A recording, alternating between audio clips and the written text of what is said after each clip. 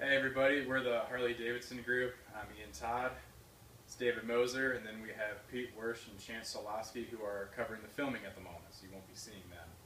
So we'll get started from here, and to give you a little bit of an overview for this, the cases that we looked into, they cover a lot of the current situational analysis of Harley, the SWOT analysis that will go over strengths, weaknesses, opportunity, and challenges that they are facing at the time, and the problem summary that some of the issues they're facing and how they're going to handle it and what they plan to do in the future. So for the current situational analysis, there were three key parts: the business, the marketing, and the financials. For the business, you see the motorcycle segment, which is how they fit into the market, their financial services, and the accessories and merchandise. So it's everything they sell on top of their bikes, clothing lines and attachments for the bikes and things like that. Then you have the marketing section, which you have the Hog Group, which is the Harley Owners Group, the Rider's Edge, and the majority of the marketing efforts towards, the majority of these marketing efforts are focused towards male riders, which is currently one of their problems. But a lot of these marketing efforts, like Rider's Edge, are groups to encourage new riders to come up and teach them various things about how to ride and be safer on the road. And lastly, you have the financials, which they currently have a very strong financial position. You can see that from their quick and current ratios. They do have a high debt-to-equity ratio, though, and their profits are declining a little bit at the moment, but these are problems they see that they can fix. So to get into SWOT analysis, we'll start off with their strengths. So they have a strong brand image. I feel like this is a well-known fact to just about anybody. I mean, even if you're not a motorcycle rider, you have heard the name Harley. I mean, it's pretty much just become an everyday name, and it's one of the strongest names in the motorcycle industry. And with that came very high customer loyalty. A lot of these riders have been riding Harley since the day they started, and they plan to keep it that way, which is very helpful for them. They also have an increase in their marketing to women and young riders. This is a new thing that they're trying to do now to try and bring in and make it more accessible to these two groups, so that way Harley can not only be enjoyed by their typical customer base, but they can also expand and build upon what they have started off with. And lastly, they have an increased expansion internationally, mainly in Japan and China, as their two biggest international markets that they're growing into. Their weaknesses, some of their past marketing efforts have caused them trouble. Like I said before, they focus a lot on men, and that became an issue, that they only focused on just the men and not new riders and women riders. There's also the price and size of the motorcycles. This almost goes hand in hand with the women and young riders. A lot of these bikes are so expensive that young riders can't get in, and a lot of these bikes are upwards of 700 pounds and heavier, which makes it very hard to handle for people of smaller stature and some women. And then they have declining profits, and that is sometimes, as I said before, they are losing a little bit of money at the moment, which is, no one ever wants to have that. Their opportunities, the women and young riders, that is a big opportunity for them. They're one of the companies, out of their competitors like Victory and Indian, Harley's putting in a lot of efforts to try and appeal to these riders now. And also the international markets, breaking into places where these other bikes haven't, and increased use of the internet is a thing Harley's trying to do to try and also bring in a little more youth to the company. And lastly, for the SWOT analysis, we have the challenges, which is some of the challenges of the seasonality of motorcycle riding.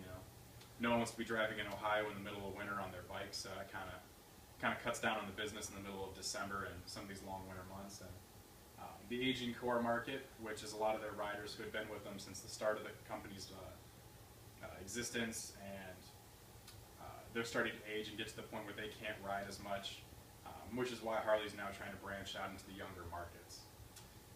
And then some future government regulations can cause trouble, like the EPA cutting down on engine size and exhaust amounts. So some suggested solutions we have from some of the case studies we had read. This is kind of what we saw as some potential solutions that they could imply to bring in some, to fix some of the issues they've been having. So some new promotions, once they start appealing to these new customer bases like the women and the new riders, they need to start throwing out some promos like trial rides, rides for causes like breast cancer, maybe some certain deals for like buying a starter model and other bikes, things like that. Creating and designing more starter bike models is another thing. They're going to start, we'll actually get into 2 of the models later on in this presentation that they've come up with.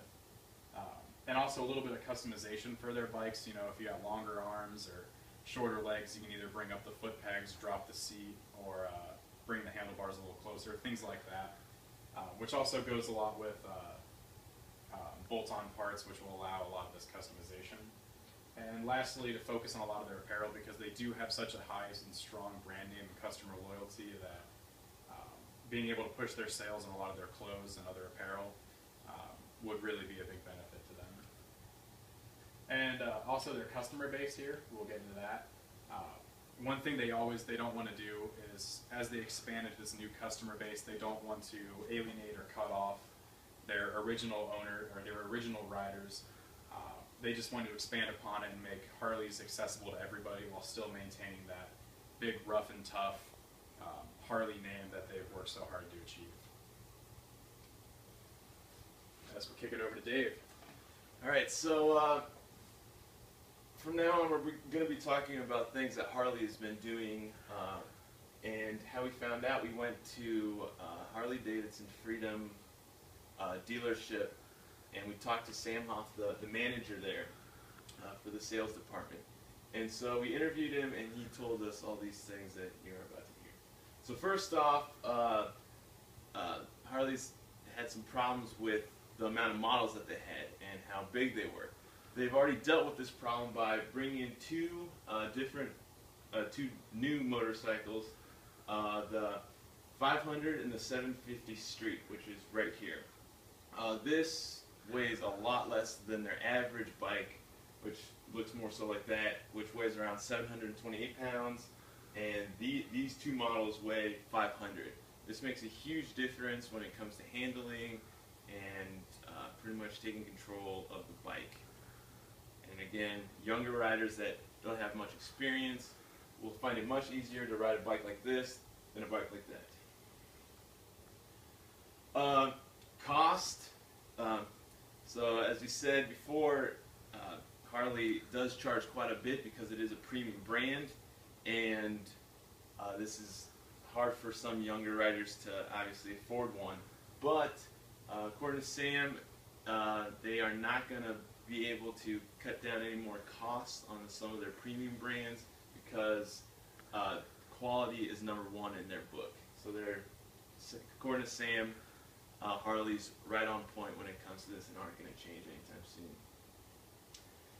Some competitors, as we said, Victory and Indian are their #1 competitors, especially in this local area. They have a lot of the same values that Harley Davidson has as well, like being American made, kind of a tougher cruiser look. But one of the reasons why they're one of the main competitors is because Harley has an image that might be a little scary to some, especially women. So they might not want to actually go into a Harley store and look at a bike. They might feel too intimidated, and that's why they might go to Victory or India. Sam, again the manager, is not too worried about these other competitors though, because he knows that Harley's the best and they spend the most amount of money on R&D, and that makes him very confident. So getting the youth riders, Sam said one of the biggest problems was that Harley was not utilizing the internet correctly. Most motorcycle companies at a dealership would have 1 to 2 people working on the internet, trying to find promotions, trying to find things to do with their brand, and Harley was not doing that. But now Harley is doing this, and they do have full-time employees working on the internet and trying to get youth riders. Training, this was a very important part that we did not think about when we were trying to find solutions, but Harley obviously thought about it and has been dealing with it. And so in the past, Harley was pretty much selling to one type of people, one type of person, which is a older male, and that's pretty much it. And so now Harley is expanding, obviously, the range, and so you're going to have different kinds of people coming into the store.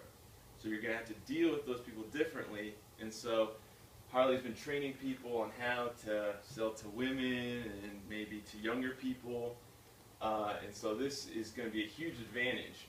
They also are training people to teach new riders and whatnot, and how to fit somebody on a bike correctly, and especially fitting a helmet, which is a very important part.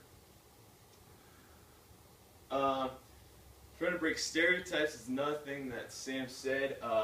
They're trying to distance themselves from the Hell's Angels, highwaymen kind of look and feel, because this is not what Harley's about. They want everybody to enjoy riding, and so that means including all sorts of people.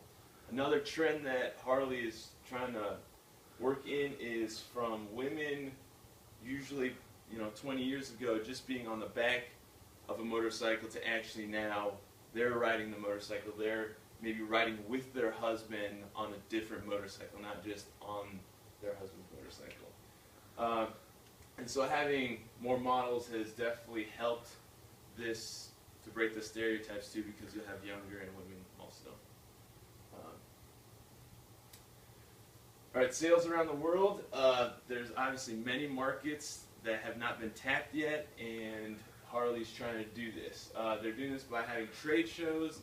They'll bring dealers from overseas to the U.S., and they'll have a trade show. They'll show off their new products, and then they also will split off into smaller sections of the trade show. Sam said it was pretty impressive to see all these different kinds of people coming together and looking at motorcycles. Women want to ride. So, obviously, Harley's trying to get this untapped market of women, and that right now is, I think, 12% of all motorcycle riders are women. And so, obviously, Harley wants them to buy Harley bikes. And they're doing this by, again, trying to break stereotypes and having women only clubs if women are feel intimidated by men, but they're also trying to have women integrated to Harley clubs that are usually just all male. Other things that they're doing are obviously putting things like this, and this is actually at the dealership where we went to. Here's a picture of a helmet and a couple purses, and they had a section just for women, because Harley wants everybody to be able to ride. Conclusion: a lot of the case analysis for the case analysis that we went over, it was a little bit aged, and Harley has already found a lot of the solutions, or is trying to find the solutions to a lot of the problems that the cases were hinting at. When we went to the dealership, everybody was extremely nice. Sam Hoff was very helpful, and it seemed like Harley's going in the right direction when it comes to being more open to everybody.